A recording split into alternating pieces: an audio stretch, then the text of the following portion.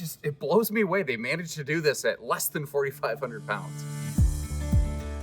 Welcome everybody, Josh RV Nerd of Bish's RV, down here at Forest River today, taking a look at, this is one of the sharper RPod. I don't know, I haven't really been unhappy with any of the RPods I've seen, but anyway, I like this layout. That's the biggest thing I'm saying, because it takes a very popular layout. Like Rockwood calls it a 2205, Surveyor calls it a 202. There's tons of builders who make a layout kind of like this, but they're all bigger, they're all heavier, they're all require a little more vehicle to tow.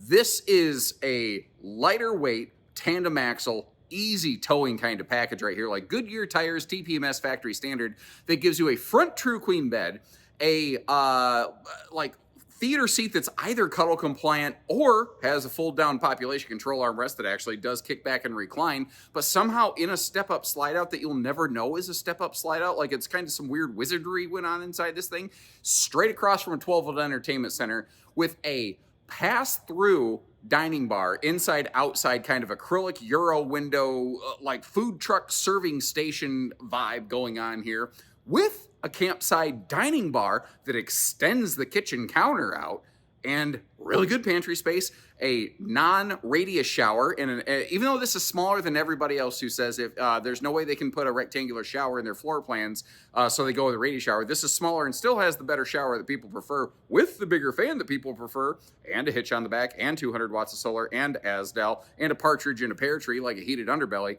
They have racked, packed, and stacked 10 pounds of sugar into a 5-pound sack on this thing, and it is not a surprise to me that this is threatening to be their #1 overall floor plan, like right here. Now, there's probably some things about it some people like, some people might not. I want to go through, try to be as candid as I can, show you the good, bad, ugly with everything in between, and let you decide if it's the right one for you or not. And if you appreciate that, hit that subscribe button. Let's get started here, because I think this one might take some people by surprise. So starting right back here from the entry door, the thing is, this is a very similar layout to what a lot of builders make. Most builders make this 8 foot wide. That's one of the interesting, almost easily missed qualities on this RV, is that it is 7.5 foot wide. This is a narrow body model, but with all the window coverage and with the slide out and what looks like a full theater seat, you don't really perceive it very much as a smaller body camper. All you really know is that it's lighter weight and easier to tote around. Now we're going to start digging into how they accomplish all this, but beginning up top, we do have that 15,000 BTU air conditioner. I do want to mention this is a conventional 6.5 foot interior ceiling height. If you like this layout, but you're like, man, I kind of wish I just had a little more space, or like if you want a dinette in the slide or something, take a look at a 202 RBLE Surveyor, and provided I remember, I will leave you some links in the video description to some similar models that you can check out at the end of this video. Surveyor and RPod are members of the same family that also includes things like Nobo and Ibex that you may have also seen on this channel. I've never had a chance to record No Boundaries, but they are an offshoot of this family tree, effectively. Something I was very excited to see is a 60 by 80 true queen bed up front, so that you know, if you're Johnny Longlegs like me, your legs don't hang off the end of the bed, so the goblins that live under your bed can chew on your toenails. Because of the curvature of the nose of these, it's not really conducive to overhead cabinetry. So it almost looks like they cut the corner, but there was no way to put cabinets up there. So they have to kind of shove the hanging wardrobe towers down a little bit, but they use the space behind them, I think, very effectively. And there are household outlets back there in that corner. So that does qualify for what I refer to as headboard power pockets. Now, another nice thing that they're doing through the RPod family is the blackout roller shades like you're looking at right here. I like that sort of just gray kind of cloth touch on them too. It just adds a nice, I don't know, softer, classy little touch to it. Down below, we have household and USB outlets on both sides of the bed. Now, behind the wardrobe towers, there's not USB plugs, but there are still household plugs back there, just to help clarify. And now, this sofa over here, let's talk about this thing as long as we're looking at it, because this is one of the things I think they did really well. Smaller, narrow body campers like this, with technically a step-up slide. If you look, you see that little box right there with the trim? That's literally the floor of the slide. So the slide out is 6 inches above the floor because of the wheel well. Normally, when you run into that, you're not able to actually have a theater seat with recliner function. But look at this. I'm sure this is nothing new, but no other RV brand I've ever gone through has done a step-up slide-out theater seat with actual recliner. Now, there's some brands that will do where just the footrest kicks out, called just an incliner, just a leg section incliner, but not an actual layback recliner like this one. And that's one of the reasons, if you look at this, people are like, why is there such a gap behind the sofa in the slide out? It's so that when you recline back, your head is not banging into the wall and the window. I just really appreciate how they did that. Now, they really maximize the airflow coverage on this. All those windows opening for some really handy-dandy airflow. And the center armrest giving us a couple more cup holders in case you need to be, two-fisting it over there. Now, under the bed, little details. Like, first of all, I appreciate the fact that they, put a bed lift on this for the easy footlocker storage. But look at the corners of the planking. First of all, it's plywood, so they're not using scrap. Secondly, they took time to radius and sand that off so that two things, it's not stabbing you with a sharp corner in the leg. Ask me how I know that happens. And it's not a splinter factory. There's just some really nice attention to detail put into these. Now, sitting over here in the theater seat, straight across from a lot of cool things. We've got the 12-volt smart TV up top right there. But also, you've got the window going across the bed. We have what I keep calling, for some reason, the food truck window over there, and the big kitchen window, and the window in the entry door. You don't really recognize it from the outside of this RV, but it actually has surprisingly good views and visibility going on here. But what's also cool, I think, is the little dining bar arrangement that they have. Some manufacturers will give us like a peninsula style counter, but when the slide closes up, or if you were reclining in this sofa, it would be too stupidly tight here. So they went with a bar that's just big enough for a couple dinner plates or something. Actually, how can I show you the dinner plate sizes? Give me half a second. We can use this thing. And that thing is it's one of the trays for the air fryer, convection, microwave, electric oven wombo combo down there. So it's sized to fit a dinner plate. And I thought, that would make a really good reference here. Now, this is not the world's biggest, giantest chunk of countertop space, certainly, but it is functional. And I think it's deep enough where it could even work as like a little bit of a weekend warrior laptop station. And that's another reason I'm really glad to see some outlets over here, household and USB. Now, I appreciate the fact that these chairs, now they strap in place for transit, by the way, but they actually have a back to them. So, you're not, like a lot of RVs have gone to like these like ottomans or stools instead of chairs. And if I'm going to sit here and actually have a meal, I want a chair. Not to mention the fact, when you are sitting here having a bite to eat, right now we're inside a factory, effectively, but you get the idea. The views of your campsite you could have under your awning, or again, the ability to just grab things and pass them through to the person who's out here grilling, literally, potentially right below the window, is, I think, very, very handy. Now, obviously, if you want to keep the bugs out of here, we can do that. If you want to keep the sun and the neighbors out of here, we can do that too. So it gives you all of the opportunities, although this window works better when you use two hands on it, not one. I don't want to screw that up. Meanwhile, moving on. The kitchen area, because this is a little bit of a smaller RV, and I think they really maximize the living experience, the kitchen space is a little limited. You're really going to leverage that dining bar as countertop prep space. And in case you're wondering, why is there a level exchange here? First of all, they had to fit the window. Secondly, it's supplier limitations on the countertop material. So that's what's going on. Now, we already kind of talked about the air fryer, convection, microwave, electric oven down here. Central vacuum system with the electric dustpan. So cleaning this sucker is simple and easy. And we've got 2-burner high output stovetop. I've done a very poor job historically of explaining this. This is high output, high output.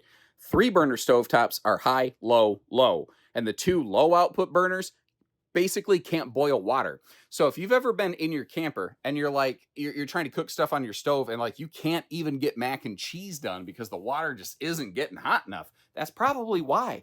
So this gives you a little more counter space and 2 higher burning burners, all kind of in one thing here.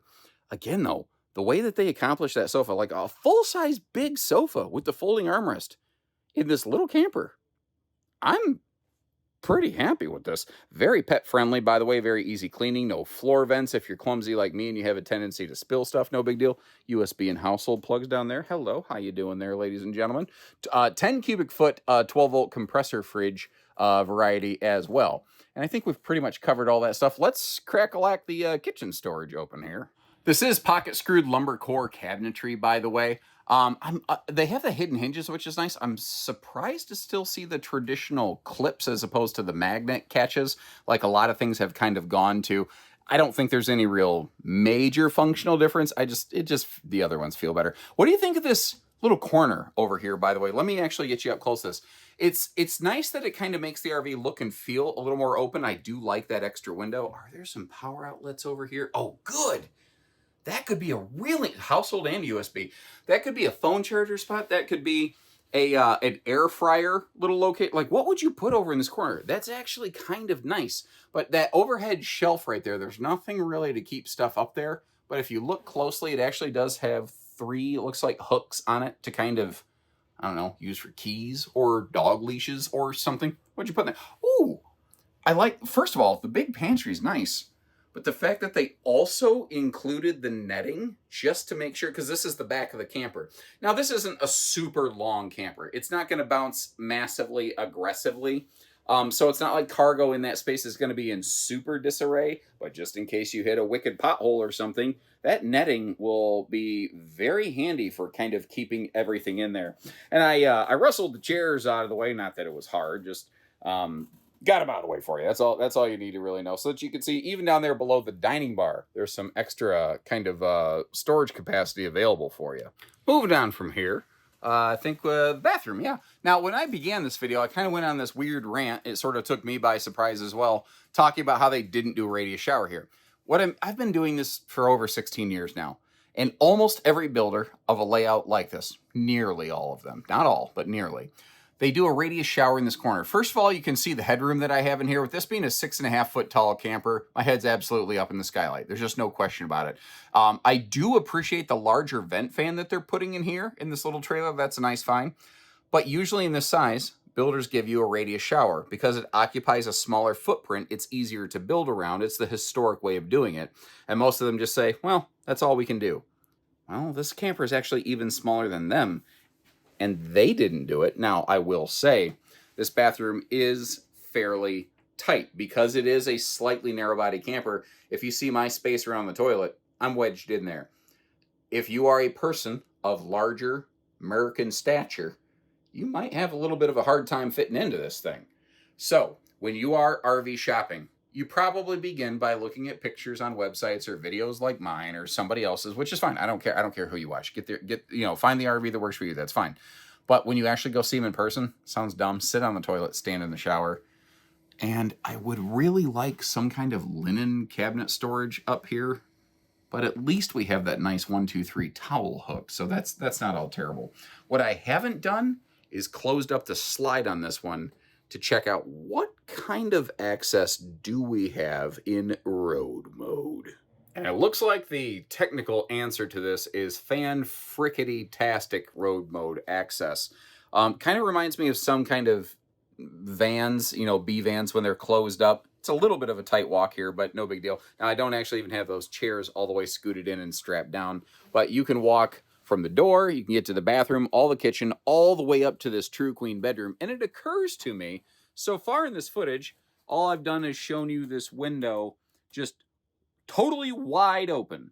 It's actually a rare find, finding a camper like this with a front windshield that actually opens. But if you're like, yeah, but I don't want people peeking in on me, or I don't want the sunshine boiling my handheld head. I have a way with words. Obviously, it's a gift. Anyway, you get the idea. You can totally block out, privatize this sucker, make sure the sun's not baking you. I figure as long as I'm up here, just give you a quick look from the other direction before we step outside and talk towing on this one. This is it's nice because when you get there, the slide out just opens the space up. But if you need to make a travel stop getting there, you have bathroom, bedroom, kitchen, and dining available That is that's an absolutely awesome combo. You can sit here and somebody can hand you the McD's. Pull up to the drive-thru like this. I gotta say, taking a look at the weights and measures here, I am very happy with the towability specs on this thing. It's like 25 and a half foot, I think, tip to tail, tongue to bumper. The empty dry weight, just over 44. The total maximum loaded weight closer to, what was it, 63. But essentially, this has very easy towing factors. It's a 7.5 foot wide narrow body, but with an 8 foot wide axle, which means the tires sit just a little bit outside the actual body width, which means this thing tends to tow pretty straightforward when the tires sit outside. Think of like a flatbed implement trailer, where you see the wheels are outside of the deck. Those things tow and handle pretty nicely. 7.5 foot wide means you can still see around it with your vehicle pretty well. I do always recommend towing extension mirrors, by the way.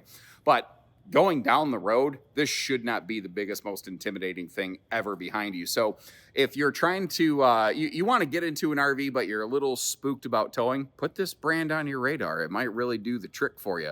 Now, a couple interesting things they do here. We're going to talk all about the window, the food truck serving station window off the side. It's probably not the best way I could phrase it, but that's what came out of my mouth, and I don't really think before I speak. My wife will confirm, is the fact that they also have one of these things off the front of the RV. So maybe you could do like a McDonald's thing where you have window 1, window 2. But, just to show you, you literally can reach right in here if you want to. Now, if you want to be able to keep the bugs out, we do have the bug screen section right here. And of course, we do have the blackout section, which also has the radiant backer on it. And what's nice about that is, first of all, this is a dual pane acrylic window, which has 2.5 times better R values, even as compared to dual pane thermal windows in the RV industry. Then you have the radiant backer on it, so that if you are camping in sun country, you can help make sure that you're not going to scorch your scalp when you're taking a nap midday. Again, a small camper like this with a true queen bed is, I think, a very nice find as a taller person. I do want to point out that is a single propane tank. If you're like, oh crap, I really need dual tanks, it's not extremely hard to change that out. Basically, you add the tray. You add you get the switch over, the 2 hookup regulator, unless you're okay with like changing propane tank, changing the hookup yourself manually. The most expensive thing about adding a second propane tank is the physical bottle itself, but it's not hard to do if that's a very major issue for you. Now, if I back up here, again, this is not super long and imposing. In the European market, this would be considered a pretty big caravan, but by American standards, it's smallish to middling by size. One of the hiccups sometimes is that windows and power awning arms fight one another. If you remember the olden days of campers with manual awnings, I'm getting old enough, I do remember that, they would be able to put a manual awning over that window right there, and nobody would bat an eyelash. But you can't flush mount that awning arm over a framed out window like this. So the window eats into the awning space a little bit. What we still have, though, I think is functional. I have seen much more concerning. That's the trick. When you start getting into smaller sizes, you start running into things overlapping more, and they got to start getting a little creative. And that was a perfect segue. I didn't even do this on purpose. Speaking of creative, what do you think of these kind of pass-through window situations? So like if I'm out here grilling and chilling, I could be like, hey, honey, pass me another Coors Light from the fridge there so I don't got to go, traipsing through the camper in my underwear. Why I'm outside grilling in my underwear? Well, don't ask questions you don't want to know the answers to, all right? That's just where I'm going to leave that, and then I'm going to move on from there before HR calls me again. But a little outdoor griddle station included here. Now, if you want to bring your own grill or griddle or something, of course, there's the propane cooker hooker coming off the side. The underbelly of this is forced air heated, by the way. The Indiana-built units have the Goodyear tire package here that we're looking at. The Western Oregon-built units have an off-road tire package and also have holding tank heat pads added to them as well. That's called Hood River Edition. So keep in mind, what we're looking at here may be slightly different from what we see, actually in stock, or you may see, depending on the region that you live in. Keep little details like that in mind. I'm not personally a major fan of outside speakers, but with the USB plugs in that front pass-through, I have a perfect place to plug in a Bluetooth speaker and never have to worry about them. So I can have my cake and eat it too with my snooty little self. We're prepped for a 2,000 watt inverter. We're prepped for a backup camera. We're prepped for a telescopic removable ladder. And we are all prepped and ready for you to take one of these home. Did you see what I did there, ladies and gentlemen? Tankless on-demand water heater in the back here. And because this is a small camper and the location of that, the hot water coming out of that will very quickly reach the shower and the sink. People don't realize that. Like my home, my primary bathroom is literally on the opposite corner of the house from our water heater. So it takes us forever for the water to get through. Now, in a residential scenario, that's not a big deal because if you're waiting for the water to heat up, the cold water coming out of the shower head doesn't really hurt you. But in an RV, if you are boondock dry camping, or even in a park, you're flooding your gray tank and potentially burning fresh water you don't want to. Burning fresh water. Okay, yeah, whatever. You get the idea. Basically, this will help you avoid that. You might notice the telltale signature of the Schwintek slide mechanism coming off the side of this here. Now, this is one of the models that does have the 200 watt solar panel up on the roof. You can see that little silver thing just kind of kissing over the top there. We gave you a little preview of that in our earlier floor plan footage. The bigger RPods like this, they have that fixed 200 watt panel. The smaller teardroppy shaped RPods with the curvy roof, they have to go with a flex panel. So that's, I think it's like a 190, but they're all pretty close to 200. An interesting thing I noticed on this floor plan though, and I hope you appreciate if I see something, I say something. Back here, we have our bathroom sewer outlet. And then up front here, we have our kitchen gray outlet. And it is, to be fair, kind of under the slide out. Now, if you're Johnny Long Arms like me, you can probably reach down there. Or if you're an officer of the law, you could probably reach it because of the long arm of the law. Anyway, moving on. It's probably not anyone's favorite feature, but because this is so small, it's so light, because the chassis isn't tall enough, they weren't able to angle a pipe basically from the front tank to the back tank to have everything terminate all at one point. They tried.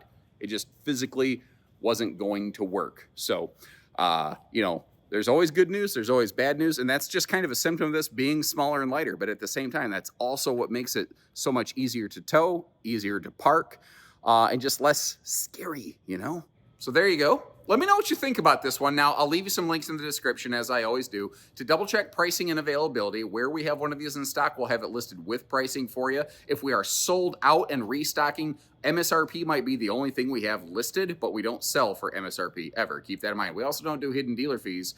And if you purchase from us, we also don't charge you to winterize your RV every year. How about that? What's the rough cost of winterization right now? $185, $215? Let's say $200 for rounding it out. You own the RV for 10 years, we just saved you $2,000. You're welcome. We're happy to do it. So when you're ready, we're ready. And until next time, take care, stay safe, have fun, and happy camping, everyone.